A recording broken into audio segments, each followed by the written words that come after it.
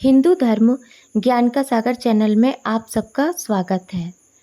हर महीने की त्रयोदशी तिथि को भगवान शिव का व्रत किया जाता है, जिसे प्रदोष व्रत के नाम से जाना जाता है। आज शुक्र प्रदोष व्रत है। जानिए इस व्रत की पौराणिक कथा। शुक्र प्रदोष व्रत की कथा के अनुसार एक नगर में 3 मित्र रहते थे, जिनमें से एक राजकुमार था, दूसरा ब्राह्मण कुमार था और तीसरा धनिक पुत्र था।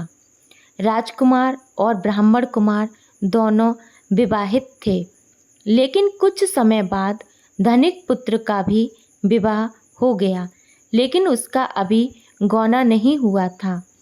इसलिए धनिक पुत्र की पत्नी अभी मायके में रहती थी। एक दिन तीनों दोस्त साथ में बैठकर स्त्रियों के बारे में चर्चा कर रहे थे, जिस पर ब्राह्मण कुमार ने स्त्रियों की तारीफ करते हुए कहा कि नारीहीन घर भूतों का डेरा होता है। धनिक पुत्र ने जैसे ही ये बात सुनी तो उसने तुरंत ही अपनी पत्नी को घर से लाने का निश्चय कर लिया।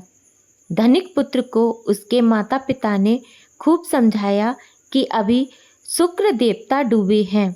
इस समय बहू बेटियों को उनके घर से विदा करवाकर लाना अशुभ होता है, लेकिन धनिक पुत्र ने किसी की नहीं सुनी और वह तुरंत ही ससुराल पहुंच गया। धनिक पुत्र को उसके ससुराल वालों ने भी खूब समझाने का प्रयास किया, परंतु वह जबरदस्ती अपनी पत्नी को विदा करा लाया।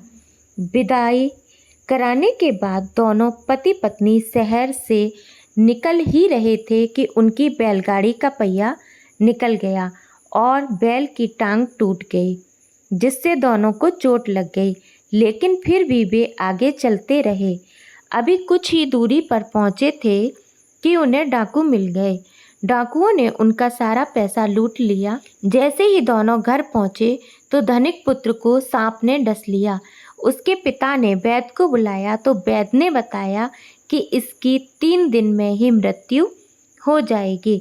जब धनिक पुत्र के मित्र ब्राह्मण कुमार को यह खबर मिली तो वह तुरंत अपने दोस्त के घर पहुंचा और उसने अपने मित्र के माता पिता को शुक्र प्रदोष व्रत करने के बारे में बताया। उसने कहा कि इसे पत्नी सहित वापस ससुराल भेज दें। धनिक ने भी ब्राह्मण कुमार की बात मानकर दोनों को ससुराल पहुंचा दिया।